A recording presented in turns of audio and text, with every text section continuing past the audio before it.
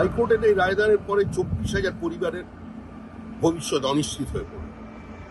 যাদের চাকরি চলে গেল তাদের মধ্যে অনেকে এর সময়ের মধ্যে বিয়ে করেছেন, ব্যাংকের থেকে লোন নিয়ে বাড়ি কিংবা ফ্ল্যাট বানিয়েছেন। এখন সকলের সব শেষ। এই পরিস্থিতি তৈরির জন্য দায়ী হচ্ছে সম্পূর্ণভাবে তৃণমূল কংগ্রেস। এই দুর্নীতি পার্থ চট্টোপাধ্যায় বা তার সহযোগীদের দুর্নীতি নয়। ফিরহাদ হাকিম বলেছিলেন, যদি ভুল হয়ে থাকে সেই ভুল আমাদের সকলের, কালেকটিভ রেসপন্সিবিলিটি, যৌথ দায়িত্বের কথা বলেছিলেন। এটা ক্যাবিনেটের দায়িত্ব।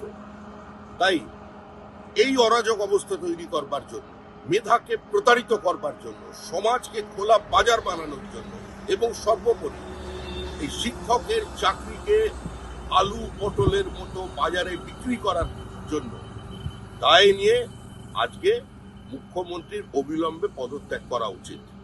আমরা আমাদের দলের পক্ষ থেকে সমস্ত অপরাধীদের দৃষ্টান্তমূলক শাস্তি চাইছি এবং এদের মধ্যে যদি প্রতারিত মেধার কেউ থাকেন, যাদের এই রায়দানের কারণে চাকরি চলে যাচ্ছে, তাদের বিষয়টাও আদালতে দেখা দরকার এবং আমরা রাজ্যের মুখ্যমন্ত্রী শ্রীমতী মমতা বন্দ্যোপাধ্যায়কে এই সমস্ত ঘটনার দায় নিয়ে পদত্যাগ করবার দাবি জানাচ্ছি।